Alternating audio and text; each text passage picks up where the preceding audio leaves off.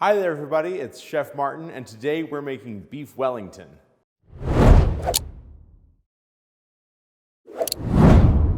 Beef Wellington was one of the staples of the continental cuisine craze that came across the United States back in the 50s and 60s.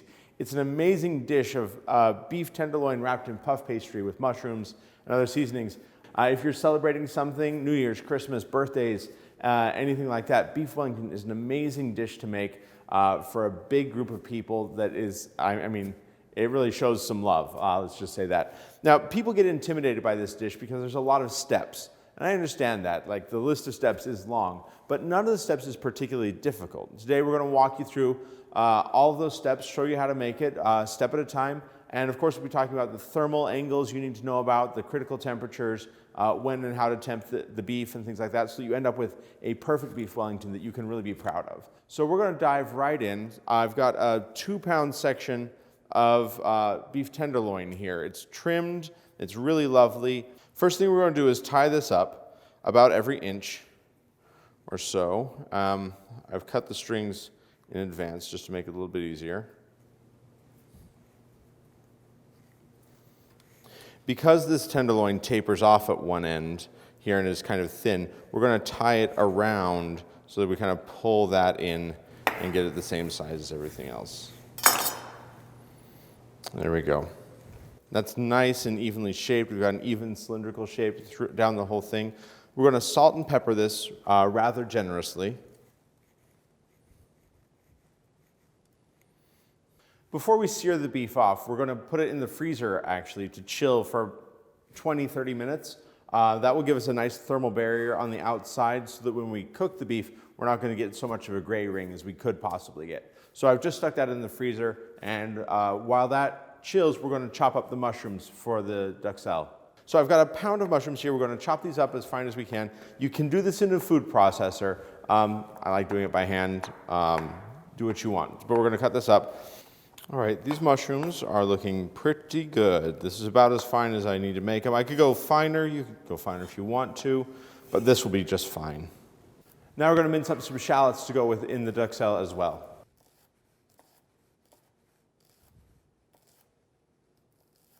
With our mushrooms and our shallots minced, our beef has had time to chill. We can take it out and sear it now.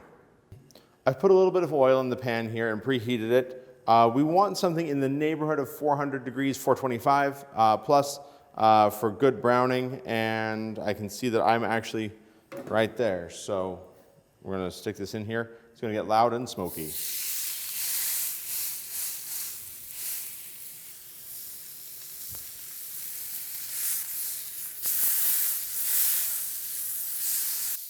All right, we're going to take this off the heat now. Nice and brown. We're going to put that on a plate and set it aside to cool while we get our duxelles ready. With our beef cooling on that plate, we can now use the same pan that we cooked the beef in, which has some nice beefy flavor in it, to cook our duxelles. So we're going to put in 4 tablespoons of butter, turn the heat back on. When that's melted, we're going to add that pound of minced mushrooms, and we're going to start cooking those down. In go the mushrooms. So we're going to put on a couple tablespoons of mustard, maybe, some nice Dijon mustard here, and we're just going to rub that all over the surface. There we go, nice and well coated. We're going to put this in the fridge for at least a half an hour for it to chill down some more.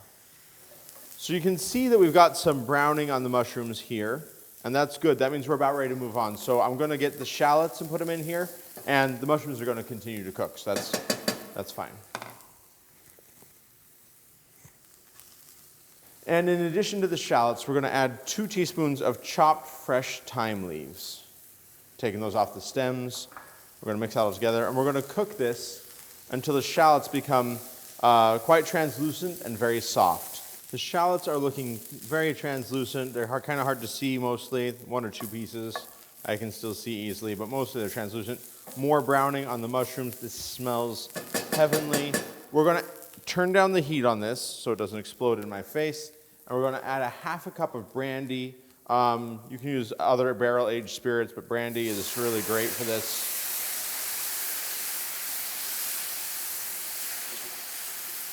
And we're going to cook that until that liquid is basically all gone. We're going to cook it, as the French say, au sec. We're just going to cook all that liquid out that we just added to it. With the brandy cooked out, it's time to add the cream. We have a half a cup of cream, turning the heat down to low. We're going to add the cream and stir that in. We want the cream to thicken and for this whole thing to kind of come together as one sort of cream-bound mass.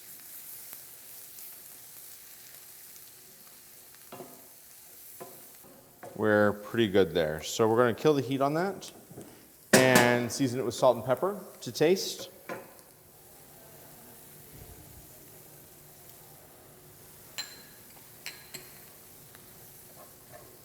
Now, we can't take this really hot mushroom paste and put it around our tenderloin and expect to come out with the doneness that we want, that perfect edge-to-edge pink doneness, medium rare in there. Because this is really hot, it'll cook the tenderloin.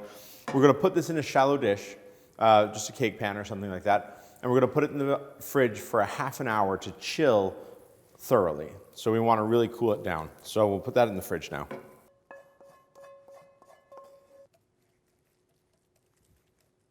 Our beef and our mushrooms have been chilling in the fridge for about a half an hour. They're nice and cold. I have to own up to a mistake though. I smeared mustard on my tenderloin before I unwrapped the strings from it. You should take the strings off before you smear it in mustard so you don't have to take the strings off after you smear it in mustard.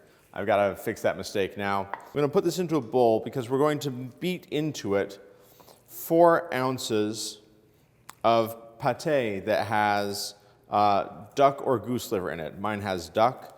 I'm just going to mix that pâté into this bowl of duxelles here.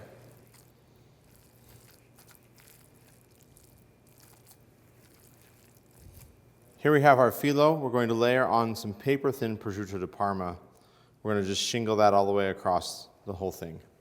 This prosciutto is not just paper-thin, but nearly tissue paper-thin. You want about 1/4 pound of it total, and that's what this is. So I'm going to just go across this as many layers as it takes to get this all down.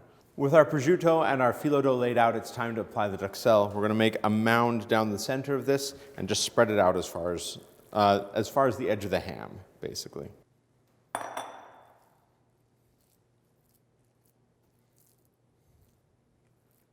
Now we'll get the tenderloin. We'll put this right here, and we're going to wrap it. Grab the bottom edge of the plastic wrap, bring it up over the beef like that. Kind of pull back on it a little bit. Roll the beef forward. The filo dough will crinkle, and that's okay. That's just fine. Once you make it all the way around, go ahead and start wrapping the plastic underneath it too, like so. And we will just twist those ends by rolling the whole thing. And now this goes back in the fridge for another half hour. We're going to prepare our puff pastry for the final roll, and so we can get this thing into the oven.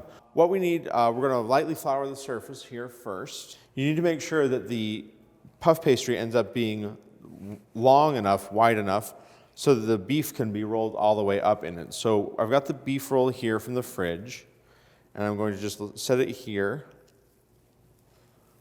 and see if we make it at least all the way once around. No problem. So that's good. Now we're going to unwrap this and place it on here and get to work. It's okay if some of your filo dough crumbles off. That doesn't really matter. We're going to take some beaten egg and brush that all across the whole surface in front of the meat. And then comes the rolling.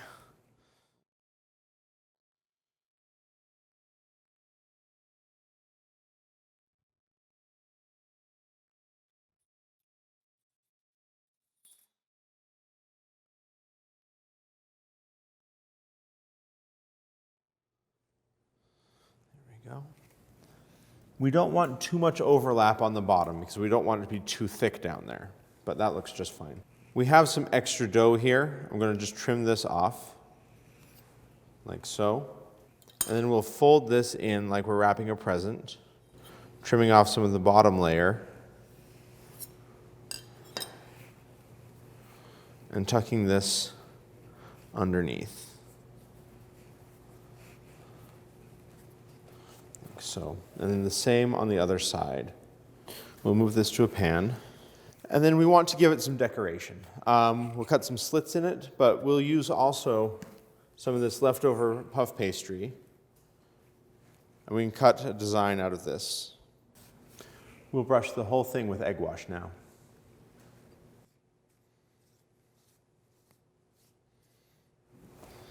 Then I'm going to take this piece and just kind of snake this on down here like so. And we'll add a couple of leaves to the stem like that. The egg wash will help hold that on. You just want to cut a couple of shallow slits in the puff pastry. You don't want to go all the way through necessarily, but those will look very nice when they open up. Now, before this can go in the oven, it needs to chill again a little bit. Working the puff pastry has made it very loose and needs to cool down some more. So while we preheat our oven to 425 degrees, we're going to put this back in the fridge just until our oven comes all the way up to temp. With our oven up to 425 degrees and our puff pastry chilled in the fridge once again, it's time to put it in the oven. There's a lot of things that are going on here from a thermal perspective. One is that we've got high heat, which if you've read our blog posts, you know that's more likely to give you a gray ring on your tenderloin. But we also have puff pastry, which needs the high heat to poof. That also will create an insulating barrier because as that puffs up, you get air insulation in there. And so you're actually preventing heat from getting to the meat. So while we normally recommend cooking a tenderloin at a lower temperature for a longer time, we're going to cook it at this high temperature, and the insulation that we're going to get out of the puff pastry kind of makes up for that. So we're going to put a thermometer here in the end. This is attached to a chef alarm. A leaf and probe thermometer is really kind of essential for this.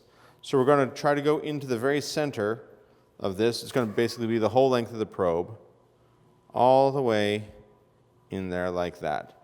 Now we're going to go into the oven at 425 degrees until this is done. The baking time on this will be about 35 to 45 minutes, just so you can plan how long it's going to take. Of course, we're not cooking by time, we're cooking by temperature, and we're going to finish that pulling it at 125 degrees. There's going to be some carryover, of course, and so we want 130 to 135 as our final temp for that perfect medium rare. If we've done everything right, then we're going to have edge-to-edge pinkness, no gray band to speak of, and it's going to be really delicious. So I can't wait. Our chef alarm has just sounded. I'm going to temp it. We were looking for 125 degrees or higher.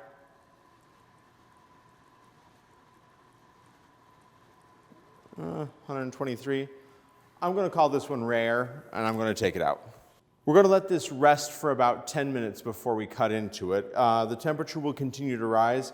We're on track for a perfect medium rare here. The patterning worked out really well. I didn't egg wash the leaf and the stem, and so it kind of stands out a little bit more. I'm looking forward to cutting into this though.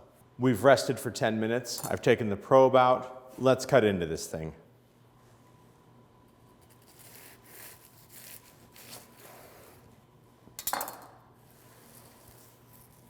I'm going to go ahead and cut myself a slice of this. That is beautiful, beautiful medium rare in there. Look at that juice just running out. I'm going to cut a slice for myself.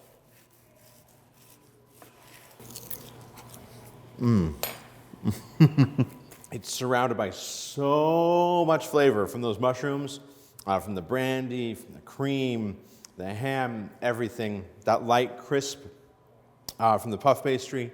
It's not overwhelming. There's not too much of it. It's not bready.